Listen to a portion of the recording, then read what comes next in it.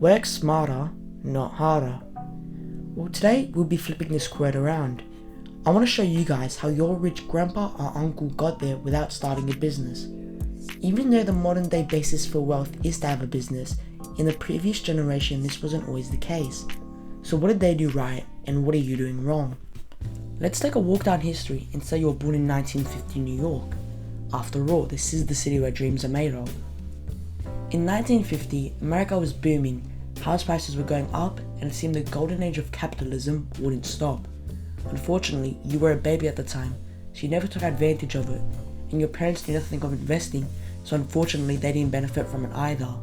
In the 1960s, New York was crime-ridden and dirty, but one thing it wasn't was boring, so you saw the lowest of the low.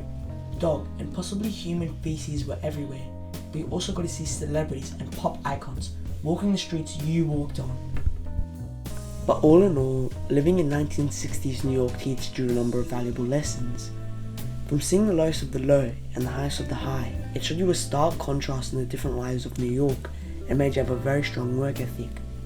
But unfortunately, these hard times meant that you didn't really focus on your schoolwork, so by the time you finished school you had no choice but to go straight into work. You started working odd jobs for 2 years, but unfortunately during those 2 years you didn't do much. As we said before, you saw what it was like to be at the top and the status that came along with it. So instead of investing your money, you followed the more likely approach and formed bad spending habits like buying fancy clothes and going out and experiencing the nightlife. But at the start of the 1970s, you decided to put your life together.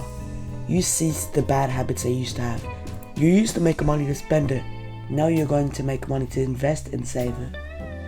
You made a goal for yourself. You want to retire by the next millennium. And this is the journey you took. As New York had a buzzing nightlife at the time, you decided to try to take advantage of this unique industry. There were numerous jobs you could have taken, but there and then you decided to become a taxi driver. Luckily for you, cabs were understaffed and you could get paid a little bit extra. Unfortunately for you, the reason they were understaffed were because cabs were often robbed by gangs. It wasn't that bad though.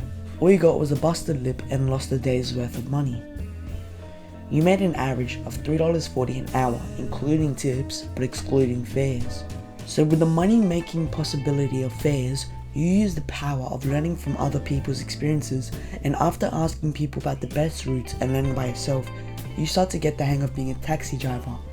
And now, you know where all the rush hours will hit and where. Since you have a strong work ethic, you are working like another fellow taxi driver. 12 hours a day, 6 to 7 days a week. This means you are earning upwards of $350 a week. Of course, in that time period, that was a lot. Adjusted for today, you'll be making around $2,688 a week. But obviously, you didn't start there. So we'll begin with 1970 and make our way towards the year 2000. So let's assume that you don't work 2 weeks out of the year. Imagine this as sick days, holidays, family, whatever. If you are working the average of $350 a week, that will leave you with $17,500 a year. After tax, you'll be left with $11,113. Now you find an apartment to rent out for the average median price, $123 a month.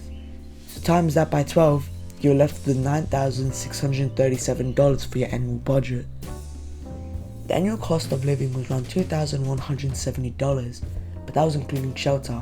So we should bump that down to maybe $1,000 if we live with a roommate, friends, or even our parents. But at the end of the year, we are left with $8,637. This will be our first contribution to the S&P 500. From now, your expenses will be $5,000 a year and adjust for inflation. You have chosen the S&P 500 since you're not the smartest investor but still want to beat inflation. So you invest the money that you already have and make sure that your annual income keeps up with inflation. As you are already a cab driver, your company is more likely to bump up the fare prices already. So this will mean that your wage can keep up with inflation. So from here on, our journey begins. We'll be applying the average rate of inflation, which is around 4%, and let's get straight into it. Here is a table showing the year, income, income after tax, income after living expenses, and finally the total amount invested. So in total, after saving up $481,000, I gained back $1.75 million. If I was to keep it in account for another 10 years till I am 60, it would be worth around $4.46 million. But obviously, this is not the point of the video. Unfortunately, you would have to pay tax on this, approximately $400,000 worth, but you still would have over tripled your investment as you'd be left with $1.35 million. Now also remember, this is the year 2000, so you can do a lot with this money. For instance, the median house price was $172,900 at the time, and with over $1.3 million to spend, you can clearly see why compound interest is the 8th wonder of the world. So let's say for the sake of convenience you go with the real estate route. If you were to buy the median house price in America, you could rent it out for 8% of the house's original value. With the original $1.35 million, you could buy 7 houses, and as you are 50, you don't want to bother yourself with debt, so you decide to pay it in cash. The leftover money can be used to start a smaller business or just play money, but currently we are focused on the houses. If you were to rent out all the houses for 8% of its value, you would be getting around $9,280 a month. This would lead to you getting $11,360 a year, after tax leaving you with around $67,188. Let's round that down to $60,000 a year after management and maintenance fees for your homes. Adjusted for inflation, this would mean that you'd be getting $103,000 a year of passive income. With the remainder of the money that wasn't enough to buy a house, $54,570 adjusted for inflation, you would have all the money and time in the world for partying for the upcoming second millennium. You might not have necessarily done this the smart way, but you sure learnt a lot from it.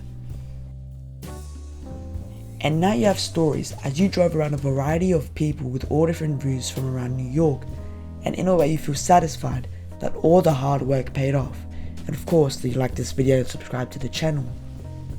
But what can this example of living teach you? Well, it shows the average person that easy work rarely pays off, but hard work always will.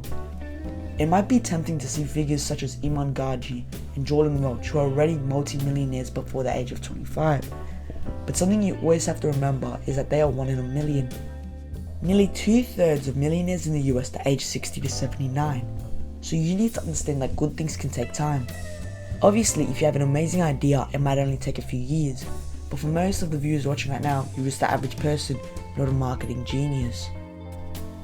So is there something to learn from working the hard way, the smart way, or even the easy way? I would love to know in the comments below. And until next time, have a good one.